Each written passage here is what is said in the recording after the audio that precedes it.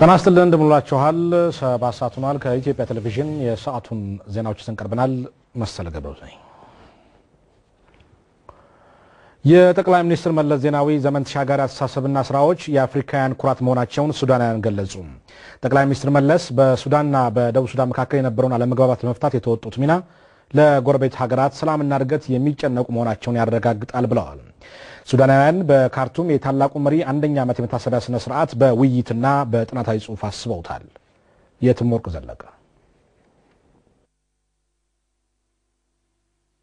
በሱዳን ካርቱም የመለስን አንደኛ ዓመት የመታሰቢያ ስነ ስርዓት ለማካሄድ የካርቱም ነዋሪዎች፣ የኢትዮጵያ ኮሚኒቲ አባላት፣ የሀገሪቱ ከፍተኛ ባለስልጣናት በፍሬንድሺፕ አዳራሽ ተሰባስበዋል።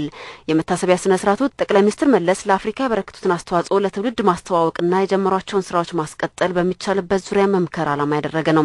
በመታሰቢያ ስነ ስርዓቱ ላይ ሱዳን ፕሬዝዳንት ኦማር ሐሰን አልበሽር በተወካያቸው በኩል ባስተላለፉት መልእክት ጠቅላይ ሚኒስትር መለስ በሕይወት ዘመናቸው ለሱዳን ሕዝብ ሰላምና ልማት ያበረከቱት አስተዋጽኦ መቼም ቢሆን የማይዘነጋና የችግር ቀን ደራሽ ሲሉ ገልጸዋቸዋል።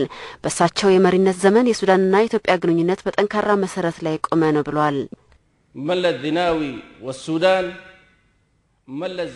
ጠቅላይ ሚኒስትር መለስ ከሳቸው አመራር በፊት የነበረን የሻከረ የሱዳንና የኢትዮጵያን ግንኙነት የፈቱ ለሀገራቸው ብቻ ሳይሆን ለጎረቤት ሀገራት እንዲሁም ለመላው አፍሪካ ሰላምና ብልጽግና የተጉ መሪ ነበሩ። የመታሰቢያ ስነ ስርዓቱና በፋውንዴሽኑ ምስረታ ወቅት የሱዳን መንግስት የሰጠው $3 ሚሊዮን ድጋፍ ከመለስ ውለታ አንጻር ትንሽ ቢሆንም ያለንን ፍቅር የሚገልጽና ድጋፉን በቀጣይ ተጠናክሮ እንደሚቀጥል አረጋግጠዋል። በካርቱም የጠቅላይ ሚኒስትር መለስ ዜናዊ መታሰቢያ ስነ ስርዓት ላይ የተገኙት የመለስ ፋውንዴሽን ፕሬዝዳንት ወይዘሮ አዜብ መስፍን በበኩላቸው ጠቅላይ ሚኒስትር መለስ አፍሪካ ተስፋ የላትም የሚሉ አካላትን አስተሳሰብ የቀየሩ ለአፍሪካ ጥቅም መረጋገጥ ሌት ተቀን ሰርተዋል ብለዋል። He told Africa officials of the most powerful countries in the world አፍሪካ ራሷን እንዴት መምራት ትችላለች፣ ኢኮኖሚያውንና የውጭ ጉዳዩንስ እንዴት ማስተናገድ ትችላለች ብለው ለሚጠራጠሩ አካላት መለስ አፍሪካ በዓለም ተጽዕኖ ፈጣሪ መሆንና የወደፊት ዕጣ ፈንታዋንም በራሷ መወሰን እንደምትችል አሳይቷል።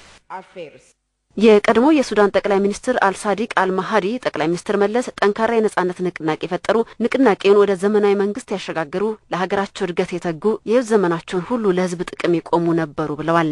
أدرك أن أكبر كارثة تحل بشعب ይህ ብቻም አይደለም፣ ሀገራቸውን ከነበረችበት የኢኮኖሚ አዘቅት ያወጡ፣ ከኢትዮጵያ አልፎ ለጎረቤት ሀገራት ሰላምና ልማት የሚጨነቁ፣ ይህንንም በተግባር ያረጋገጡ፣ ብዙሃነትን የሚያስተናግድ ስርዓት የገነቡ ነበሩ።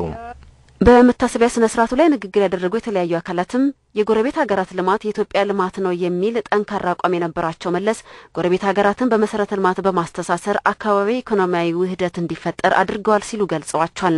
በመታሰቢያ ስነ ስርዓቱ ላይ መለስና የአፍሪካ ጉዳይ፣ መለስና የኢትዮ ሱዳን ግንኙነት፣ መለስና ዓለም አቀፍ ግንኙነት የሚሉና ሌሎች ጥናታዊ ጽሑፍ ቀርበዋል። ጥናታዊ ጽሑፍ አቅራቢዎቹ በዓለም አቀፍ መድረኮች እምነት የሚጣልባቸው አደራዳሪ፣ ለአፍሪካ ጥቅም ማስከበር ግንባር ቀደም የነበሩ፣ በቀጠናውና በአፍሪካ ሰላምና ልማት እንዲረጋገጥ መስዋዕትነት የከፈሉ፣ በአጠቃላይ የኢትዮጵያን ብሎም የአፍሪካ ዳሴ እንዲረጋገጥ ዘመን ተሻጋሪ ሐሳብ ያፈለቁ መሪ ነበሩ ሲሉ ጠቅላይ ሚኒስትር መለስ ዜናዊ ገልጸዋቸዋል። The late Meles had played an instrumental role in pioneering a new era. ጠቅላይ ሚኒስትር መለስ ለአፍሪካ እድገትና አዲስ ብሩህ ዘመን ተጨባጭ ሚናቸውን የተጫወቱ ፈርቀዳጅ መሪ ነበሩ። ከአፍሪካ ቀንድ መሪዎች መካከል ለኢጋድና ለአፍሪካ ህብረት ስኬት ኃላፊነታቸውን በአግባቡ የተጫወቱ ብቸኛም ሰው ነበሩ። The legacy of the late brother Meles so that የኛ ምርጫ የመለስን ሌጋሲ ማፋጠርና መተግበር መሆን አለበት። ስለዚህ ለቀጣዩ ትውልድ ብሔራዊ ኩራት መፍጠር፣ አፍሪካዊ ማንነትን መገንባትና ግንኙነታችንን ማጠናከር ይገባል። ሱዳናውያኑ ጠቅላይ ሚኒስትር መለስ ለሀገራቸውና ለአፍሪካ የሰሩት ስራ መቼም ቢሆን አብሮን ይኖራል ብለዋል። ጠቅላይ ሚኒስትር መለስ ዜናዊ ለሱዳን ሰላምና ልማት ያበረከቱትን አስተዋጽኦ እሳቸው የጀመሩትን የሁለቱን ሀገራት ግንኙነት በተለያዩ ዘርፎች በማጠናከር እንደሚክሱን የገለጹት መታሰቢያ ስነ ስርዓቱን ለታላቁ መሪ ጠቅላይ ሚኒስትር መለስ ዜናዊ ያለንን ፍቅርና አክብሮት ማሳያ ነው ሲሉም ገልጸዋል። ለኢትዮጵያ ሬዲዮና ቴሌቪዥን ድርጅት የትምወርቅ ዘለቀ፣ ሱዳን ካርቱም። የአሶሳ ከተማ የመንግስት ሰራተኞችና ነዋሪዎች የታላቁ መሪ አቶ መለስ ዜናዊ መታሰቢያን ችግኝ በመትከል አስበውታል። ሰራተኞቹ ለባለራዕዩ መሪ የልማት እቅድ ስኬት በአካባቢያቸው የጀመሩትን የችግኝ ተከላ በዘላቂነት ለማስቀጠል የተተከሉትን በመንከባከብ ከዳር ለማድረስ ቃል መግባታቸውን የዘገበው የኢትዮጵያ ዜና አገልግሎት ነው። በተመሳሳይ ዜና በጋሞ ጎፋ ዞን በዳራ ማሎ ወረዳ በ24 ቀበሌዎች 18 የመለስ አረንጓዴ ፓርኮችን በመሰየም 142 ሺህ ሀገር በቀል የዛፍ ችግኞችን እየተተከሉ መሆናቸውን የደሄዴን ቅርንጫፍ ጽሕፈት ቤት ገልጿል። የችግኝ ተከላው በህብረተሰቡ ተሳትፎ ተጠናክሮ ይቀጥላል መባሉንም የዘገበው የወረዳው የመንግስት ኮሚኒኬሽን ጉዳዮች ጽሕፈት ቤት ነው።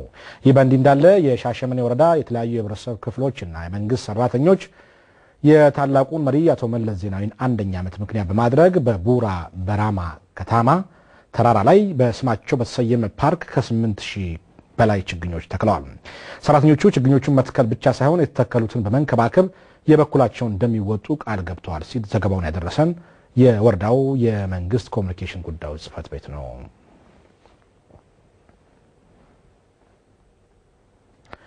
የአድማስ የኪያሜድ የአልካንና የአዲስ አበባ ሜዲካል ዩኒቨርሲቲ ኮሌጆች በዲግሪና በደረጃ 4 መርሃ ግብሮች ያሰለጠኗቸውን ከ1000 በላይ ተማሪዎች አስመርቀዋል። የዩኒቨርሲቲ ኮሌጁን የምረቃ ስነ ስርዓት አበባዩ አዘጋጅቷቸዋል።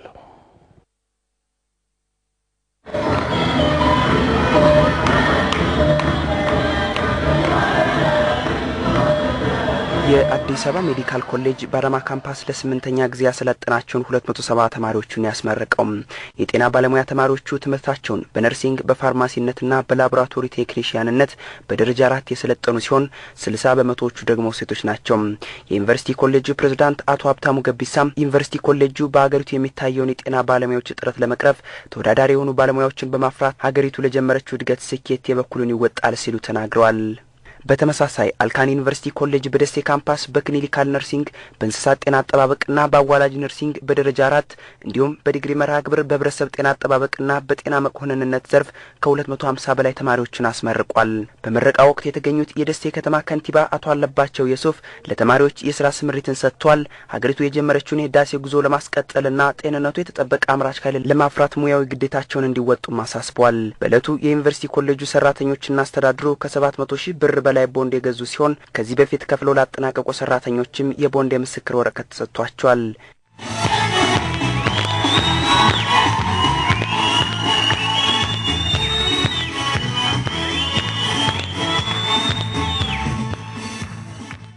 ይህ በእንዲህ እንዳለ አድማስ ዩኒቨርሲቲ ኮሌጅ ትምህርታቸውን በዲግሪና በቴክኒክና ሙያ ፕሮግራሞች ሲከታተሉ የቆዩ ከ300 በላይ ተማሪዎችን በቢሾፍቱ አስመርቋል።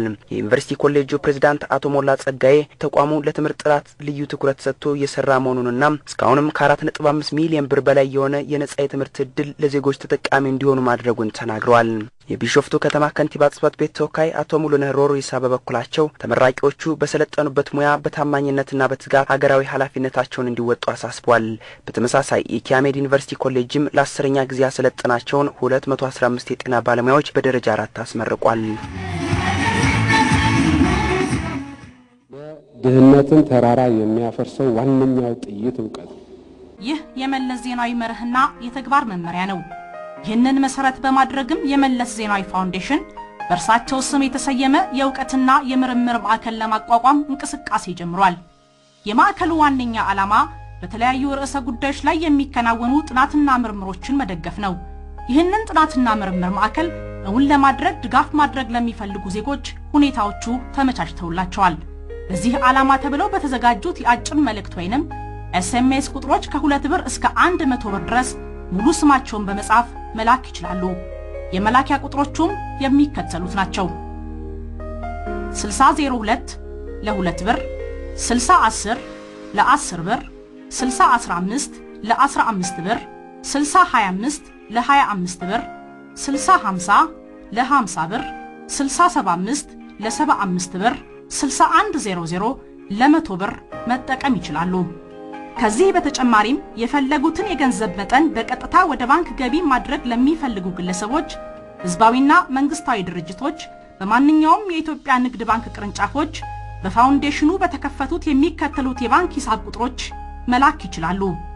የመለስ ፋውንዴሽን የማይንቀሳቀስ የብር የባንክ ሂሳብ ቁጥር 100004338 መለስ ፋውንዴሽን የማይንቀሳቀስ የዶላር የባንክ ሂሳብ ቁጥር 1000043346050 2 መለስ ፋውንዴሽን የማይንቀሳቀስ የዩሮ የባንክ ሂሳብ ቁጥር 10004334635 መጠቀም ይችላሉ።